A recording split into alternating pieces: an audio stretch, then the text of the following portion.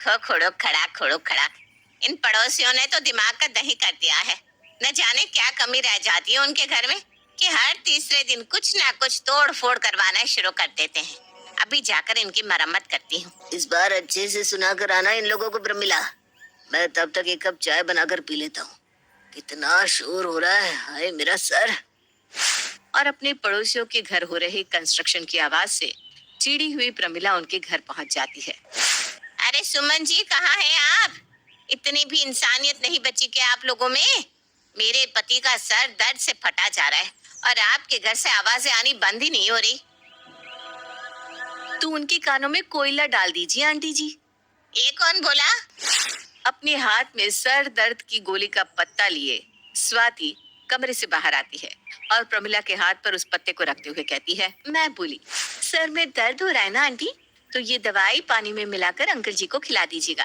5 minute में दर्द छूमंतर हो जाएगा। मतलब तुम लोग इस ठोका ठोकी की आवाज को बंद नहीं करने वाले? आंटी जी, वो तो हो नहीं पाएगा। एक्चुअली हमारे हॉल में ना काम चल रहा है, एज यू कैन सी। तो किस दिन तुम्हारे घर में काम नहीं चलता? जिस दिन से तुम लोगों की पड़ोसन बनी हूँ, मेरे तो कर्म ही फूट गए। इनको तो माइग्रेन की शिकायत हो गई और मुझे बहरेपन की। पिछले 6 महीनों से तुम्हारे घर पर काम ही चल रहा है। मुश्किल से 3 रूम का फ्लैट नहीं, पर कंस्ट्रक्शन तो ऐसे करवाती हो मानो अभी इस फ्लैट के अंदर एक स्वयंभू बिल्डिंग बाहर निकाल लोगी। बात को बहुत ज्यादा आगे बढ़ता देखकर सुमन फौरन वहां आती है। अरे आप शांत हो जाइए प्रमिला जी, मैं कहती हूँ अभी लेबर रुक जाएंगे। हाँ, थोड़ी देर भाई साहब आराम कर ले, उनका सर दर्द ठीक हो जाए, उसके बाद काम शुरू होगा, उसमें क्या है? आप ही बताइए बहन जी, मैंने कुछ गलत बोला क्या? अरे उनके सर में सच में दर्द हो रहा है। मुझे तो समझ में नहीं आता आप और भाई साहब कैसे इस आवाज को बर्दाश्त करते हैं। 24 घंटे एक ही आवाज, सर में दर्द नहीं हो जाता आप लोगों के? क्या कहूँ बहन जी, मैं तो खुद ही परेशान हूँ, पर ये मेरी बहू है कि मानती ही नहीं। हम हो रहे हैं बूढ़े और ये ठहरी जवान, ज्यादा बहस तो कर नहीं सकते। आप जाइए, मैं कोई और रास्ता देखती हूँ। तो ये थी स्वाति, जो कोई इंटीरियर डिजाइनर तो नहीं थी, पर किसी इंटीरियर डिजाइनर से कम भी नहीं थी। आए दिन अपने फ्लैट पे कोई ना कोई बदलाव स्वाति करवाती ही रहती, जिसकी आवाज से परेशान होकर उसकी एक पड़ोसी ने तो घर तक बदल लिया था। पिछले 6 महीने से प्रमिला उनकी पड़ोसन बनकर उनके बगल के मकान में रहने आई थी और उसकी हालत को देखकर आपको स्वाति की कंस्ट्रक्शन से प्यार का अंदाजा तो लग ही गया होगा। एक हफ्ते बाद सभी एक साथ रात के खाने पर बैठे हुए थे, तभी प्राची कहती है, कितने दिनों बाद हम सब वापस में एक साथ हॉल में खाना खा रहे हैं ना मम्मी? अब हॉल में काम ही होता रहेगा बेटा, तो साथ में खाना कैसे खाएंगे? सीमेंट बालू में बैठकर तो खा नहीं सकते। कुछ पाने के लिए कुछ खोना पड़ता है मम्मी जी। अब आप खुद ही देखिए कैसा लग रहा है हमारा हॉल, सो लैविश, लगता है ना किसी मूवी के हीरो का घर है। क्या कहती हो प्राची? सब कुछ तो ठीक है भाभी, पर ये सामने की दीवार पर ये खिड़की के जस्ट नीचे ये काउच नहीं जम रहा। बाकी सब ठीक है, बस इसी साइड ना कुछ कमी लग रही है। कमी? अगली सुबह सब आराम से अपने कमरे में सो रहे थे कि अचानक उन्हें फिर से कुछ ठोकने की आवाज सुनाई देती है। अरे यार, अब फिर से ये आवाजें कहाँ से आ रही है? स्वाति ने तो करवा लिया हॉल का काम, अब किसके सर पर ठुकाई का भूत चढ़ गया? सवेरे सवेरे इतनी तेज आवाज सुनकर सभी बाहर हॉल में आते हैं और क्या देखते हैं, हाँ भैया बिल्कुल ऐसी, पता ही नहीं चलना चाहिए कि पहले यहाँ कोई खिड़की भी थी। अब फिर तुम ये क्या करवाने लग गई स्वाति? कल ही तो हॉल का काम खत्म हुआ था। ऐसे घर को कबूतर खाना बना रखा है। एक सांस लेने के लिए खिड़की थी, उससे भी वो बंद करवा रही है। मुझे लगता है मेरी मौत तो दम घुटने से ही हो जाएगी। अरे अरे बाबा शांति, वो तो कल प्राची नहीं कह रही थी कि खिड़की के नीचे काउच अच्छा नहीं लग रहा, इसलिए मैंने इस दीवार की खिड़की ही बंद करवा दी। आप टेंशन मत लीजिए पापा जी, दूसरी दीवार में खिड़की निकल जाएगी। क्या? हाँ, अब तो दीवार पर हाथ लगा ही दिया है तुमने, तो जो भी करना है शाम तक करके खत्म करो बहू। रोज रोज ही अपने कमरे में खाना मुझसे नहीं खाया जाता। और ये धूल मिट्टी साफ करो, आधे से ज्यादा लोग तो इस धूल के कारण बीमार पड़ जाएंगे। अब अपने ससुर जी की बात को तो स्वाति को मानना ही था।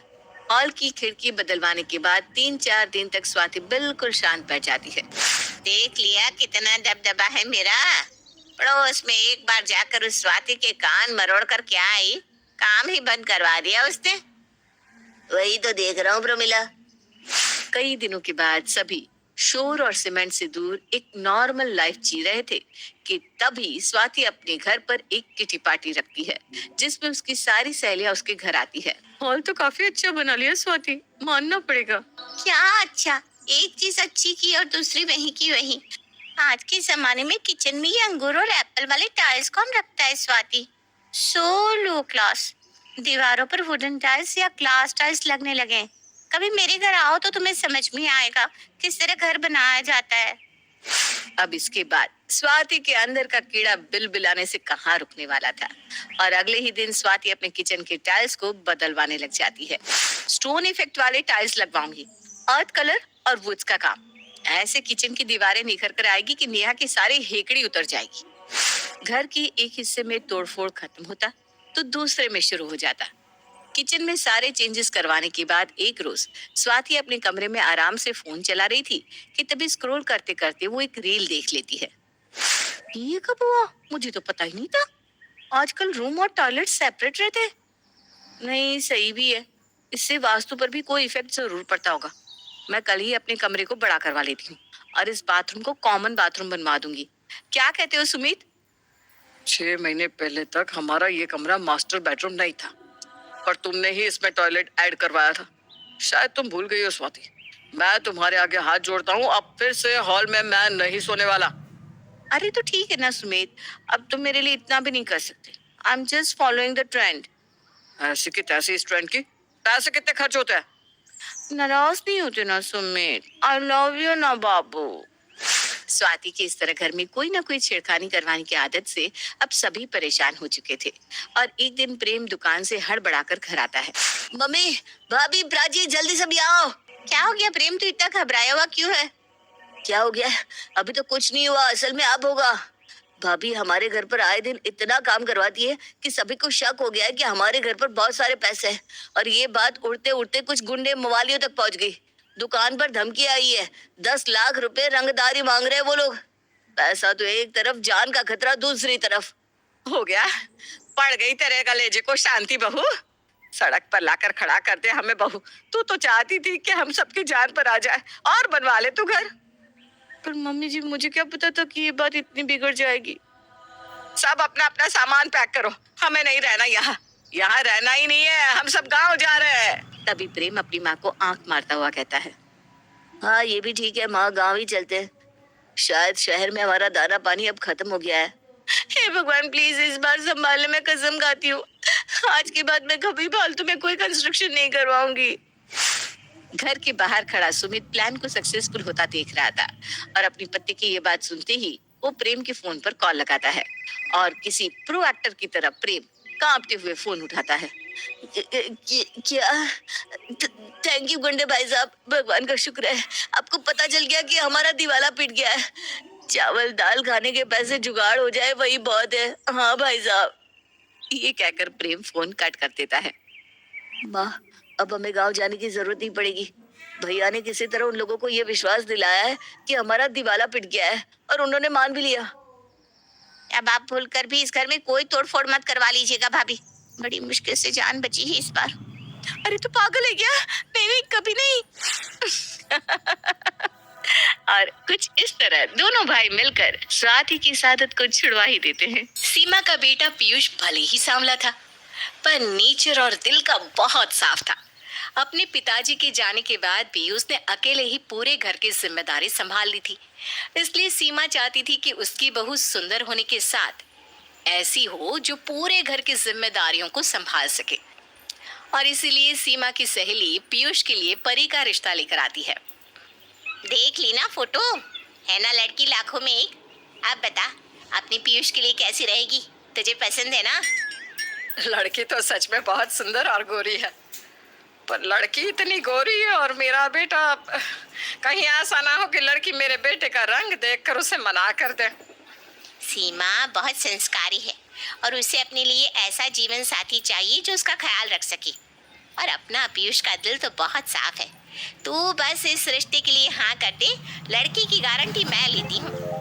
अब क्या था, सीमा अपने पीयूष के लिए परी के रिश्ते को हाँ कर देती है। बहुत जल्द पीयूष और परी की शादी हो जाती है। शादी होने के कुछ दिनों तक तो सब कुछ अच्छा चल रहा था। सीमा अपनी बहू परी से बहुत प्यार कर रही होती है, तो वहीं परी भी अपने ससुराल वालों का बहुत अच्छे से ख्याल रखती है। ऐसे ही एक दिन सीमा की कुछ पड़ोसन उसके घर आती है, और जब वो परी को देखती है तो उनकी आंखें फटी की फटी रह जाती है, और सीमा की दोनों पड़ोसन आपस में बात करती हैं। अरे बहन, सीमा की बहू कितनी सुंदर है, ऐसे लग रहा है दूध से धुली हुई हो। सही कह रही हो बहन, इसे देखकर तो ऐसा लग रहा है जैसे कोई अंग्रेजन हो। अपने पूरे मोहल्ले में इतनी गोरी बहू किसी की नहीं। मुझे तो समझ में नहीं आ रहा, लड़की इतनी गोरी और पीयूष इतना काला। आखिर इस लड़की ने पीयूष से शादी कैसे कर ली? अंदर की बात तो किसको पता होती है बहन, क्या पता कुछ और बात हो। खैर जो भी कहो, सीमा की बहू इनका खानदान बदल देगी। एकदम गोरे गोरे बच्चे होंगे अब तो इनके घर में। दोनों पड़ोसन सीमा के घर में बैठकर बात कर रही थी, तभी सीमा मंदिर से निकलकर उनके पास आती है। अरे रीमा बबीता, आज इतनी सुबह सुबह तुम दोनों मेरे घर, कुछ काम है क्या? लो कर लो बात, अब काम होगा तभी हम तुमसे मिलने आएंगे क्या?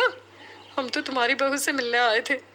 देखा नहीं था ना हमने तुम्हारी बहू को, और तुमने तो अपनी बहू के मुंह दिखाए भी नहीं क्यों? इसके लिए माफी चाहूंगी बहन, अब आ ही गई हो तो बैठ जाओ, मैं अपनी बहू को बुला लेती हूँ। नहीं नहीं सीमा, क्यों बहू को तकलीफ देती हो? तुम्हारी बहू से हम मिल चुके हैं। तुम जब पूजा कर रही थी तब तुम्हारी बहू ने आकर हमारे पैर छुए थे। वैसे तुम्हारी बहू बड़ी ही संस्कारी है और सुंदर भी।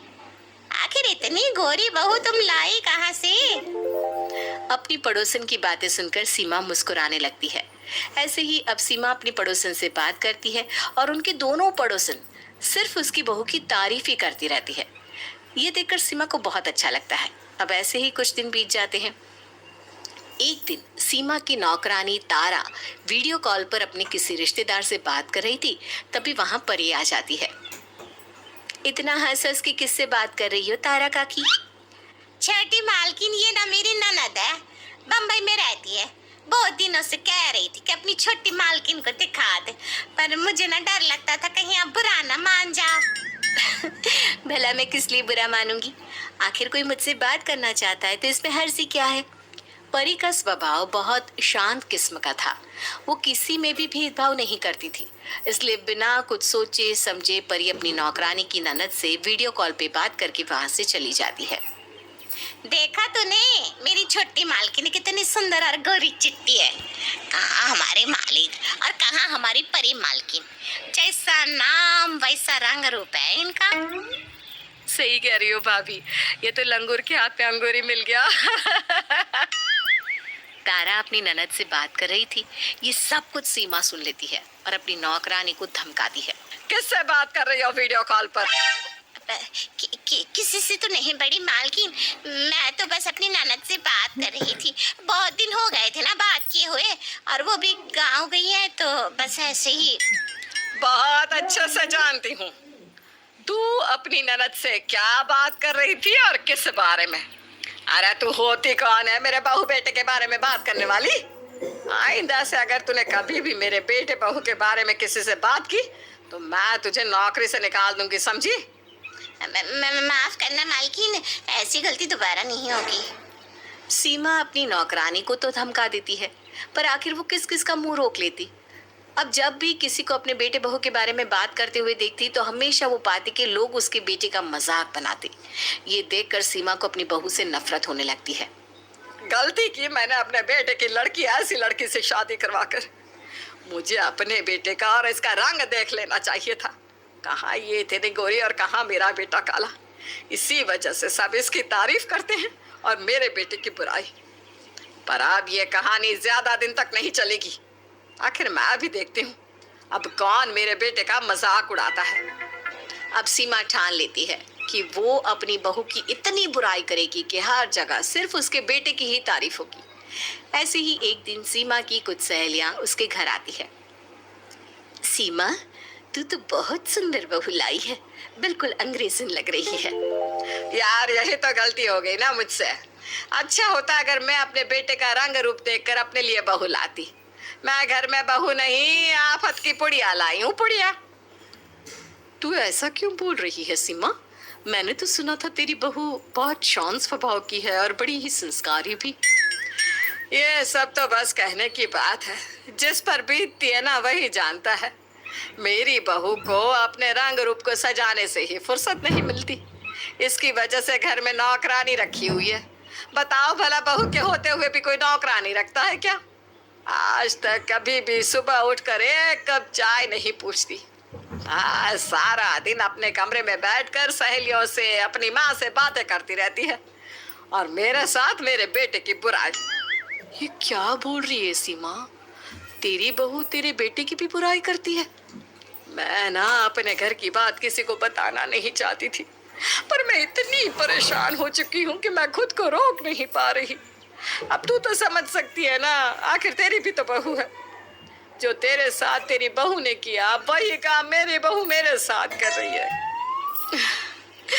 क्या क्या सपने संजोए थे मैंने।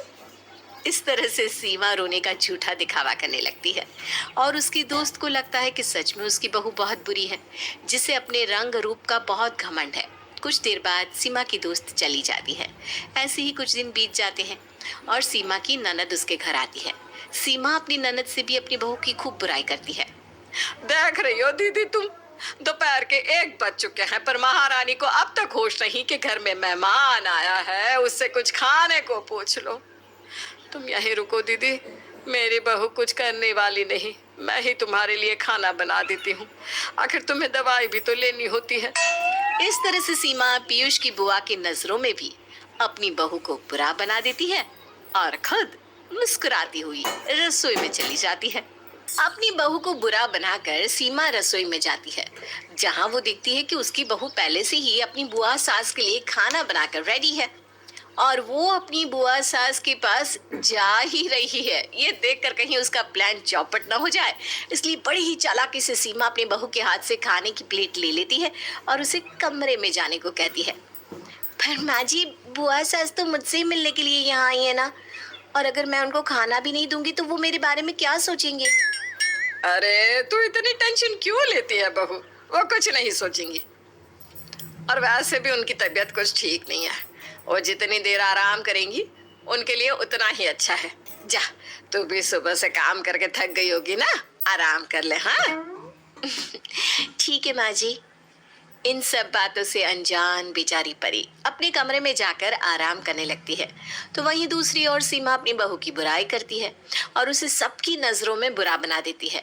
इस वजह से कोई भी परी से सीधे मुंह बात नहीं करता और बुआ सास भी जाते हुए परी को ताना देती है। बहू, ससुराल में आकर थोड़ी सी ससुराल की जिम्मेदारी उठा लेनी चाहिए। जितना समय तुम बहुएं अपने चेहरे को सजाने में देती हो, उतना ही समय अपने ससुराल वालों को भी दो। मैं कुछ समझी नहीं बुआ जी। अगर इतनी समझदार होती तो बात ही क्या थी। अच्छा भाभी, मैं चलती हूँ, मुझे चलना चाहिए। ठीक है दीदी, और घर पहुंचकर फोन कर देना। हाँ। इस तरह से बुआ सास चली जाती है, पर परी अपनी बुआ सास की किसी भी बातों को दिल पर नहीं लेती। इन सब बातों से अनजान बेचारी परी को उसकी सास ने उसे सबकी नजरों में बुरा बना दिया है। वो अब भी अपनी सास को माँ मानती है। अब ऐसे ही कुछ दिन बीत जाते हैं और देखते ही देखते बहुत जल्द पीयूष का जन्मदिन आ जाता है। माँ जी, आज पीयूष जी का जन्मदिन है, तो मैं सोच रही थी कि क्यों ना इस बार आप और मैं, हम दोनों मिलकर पीयूष जी को एक सरप्राइज दे। बहू, पीयूष तो अपना जन्मदिन मनाता ही नहीं, फिर हम उसे क्यों सरप्राइज दे? माँ जी, ये सब कुछ आप मुझ पर छोड़ दीजिए, मैं सब देख लूंगी। बस मुझे आपका थोड़ा सा साथ चाहिए, आप मेरी मदद कर दीजिएगा। इस तरह से परी अकेले घर का सारा काम करती है और पीयूष के लिए एक सरप्राइज प्लान करती है, जिसमें वो पूरे घर को बहुत ही सुंदर तरीके से सजाती है और अपने सभी रिश्तेदारों के साथ पीयूष और अपने कुछ दोस्तों को घर पर बुलाती है। शाम को जब पीयूष घर आता है और ये सारी डेकोरेशन देखता है तो उसे बहुत अच्छा लगता है, पर सीमा वहां पर भी अपनी बहू को बुरा बनाने की कोशिश करने लगती है। वाह, आज पहली बार मेरा जन्मदिन इतनी अच्छी तरह से बन रहा है। वैसे ये सब प्लान किसका था? पीयूष बेटा, ये तो तू बताएगा ना कि ये सब तेरे लिए कौन कर सकता है। पीयूष थोड़ा सा सोच में पड़ जाता है, पर पीयूष बहुत अच्छे से जानता था कि ये सब काम परी का है। और वो जैसे ही परी का नाम लेने जाता है कि तभी उसकी बुआ बोलती है, बेटा, ये सब किसी और ने नहीं बल्कि तेरी माँ ने किया। बचपन से तुझे पाल रही है और आज जब उसे मौका मिला तो उसने तेरे लिए इतना बड़ा सरप्राइज प्लान किया। वैसे ना ये सब कुछ तेरी परी को करना चाहिए था पर उसे खुद से फुर्सत ही नहीं मिलती जब वो घर का या तेरे लिए कुछ काम कर सके। अपनी बुआ सास की ये बात सुनकर परी के पैरों तले जमीन खिसक जाती है और उसका चेहरा उतर जाता है। पीयूष जब परी का उतरा हुआ चेहरा देखता है तो समझ जाता है कि सारा प्लान परी का किया है, पर उसे अभी भी समझ में नहीं आता कि जब सरप्राइज प्लान परी ने किया तो उसकी बुआ ने उसकी माँ का नाम क्यों लिया। अब ऐसे ही कुछ देर तक सब बर्थडे एंजॉय करते हैं और इसी बीच आए सभी मेहमान परी की भर भर के बुराइयां करते हैं। जब परी अपने लिए इतनी सारी बुराइयां सुनती है तो उसके दिल को बहुत ठेस पहुंचती है। माँ जी, सभी मेहमान मेरे बारे में ये कैसी बात कर रहे हैं और आप उनकी हाँ में हाँ मिला रही हैं? मुझसे कोई गलती हुई है क्या मम्मी जी? तुझसे तुझसे तो कोई गलती नहीं हुई बहू। अरे बहू, लोगों का काम होता है बुराई करना। तू ना इन सब की बातों पर इतना ध्यान मत दे। और रही तेरी पीयूष की बुआ की बातें तो मैं तो एक कान से सुनती हूँ, दूसरे कान से निकाल फेंकती हूँ। अरे जाकर पार्टी एंजॉय कर बेटा। सीमा के कहने पर परी पार्टी एंजॉय तो करने लगती है, पर इसी बीच सीमा काम करने का दिखावा करने लगती है। सीमा को काम करता देखकर घर आए सभी मेहमान एक बार फिर से परी की बुराई करने लगते हैं। परी बहू, तुम्हारे मायके वालों ने तुम्हें कुछ नहीं सिखाया क्या? तुम्हारी सास अकेली इस उम्र में काम कर रही है और तुम पार्टी एंजॉय कर रही हो। बुआ जी, मैं बस। परी बोल ही रही होती है कि बुआ सास परी के ऊपर बरसने लगती है। ये देखकर पीयूष को जरा भी अच्छा नहीं लगता और वो मेहमानों के जाने का इंतजार करने लगता है। मेहमानों के जाते ही पीयूष परी के आंसू पोंछता है और अपनी माँ से कहता है, माँ, मैंने देखा किस तरह से पार्टी में आप परी की बुराई कर रही थी, लेकिन परी ऐसी बिल्कुल नहीं है जैसे आप लोगों की नजरों में उसे बना रही हो।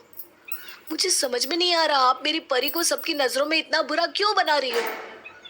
बेटा, मैं तेरी माँ हूँ, मैं तेरी बीवी को बुरा नहीं बना रही, बल्कि तेरी बीवी तुझे बुरा बना रही है सबकी नजरों में। पता है, जब से ये हमारे घर में बहू बनकर आई है ना, सब क्या बोलते हैं तेरे बारे में? लोग कहते हैं लंगूर के हाथ अंगूर आ गया। न जाने और किस किस तरह से लोग तेरा मजाक बनाते हैं। माँ, लोगों का तो काम होता ही है बोलना, और मुझे समाज वालों से फर्क नहीं पड़ता कि वो हमारे बारे में क्या बोलते हैं, क्या सोचते हैं, और ना ही परी को फर्क पड़ता है। इसलिए आपको भी नहीं पड़ना चाहिए। परी इतनी गोरी, इतनी सुंदर है, पर फिर भी उस पर रत्ती भर का भी घमंड नहीं है। और जिसने मुझ जैसे काले से शादी करी, मेरी इतनी परवाह की, अब उसी के बारे में ऐसे शब्द बोल रही हैं। आज मुझे बहुत बुरा लग रहा है माँ। माँ जी, आप अगर चाहती थी कि मैं सबकी नजरों में बुरी बन जाऊं तो आप मुझे एक बार कह देती, मैं अपने आप सबकी नजरों में बुरी बन जाती। माँ जी, मैंने आपको सास नहीं माँ समझा है और अपनी माँ के लिए मैं कुछ भी कर सकती हूँ। आप एक बार बोल कर तो देखती। अपने बेटे बहू की ऐसी बातें सुनकर सीमा को अपनी गलती का एहसास होता है।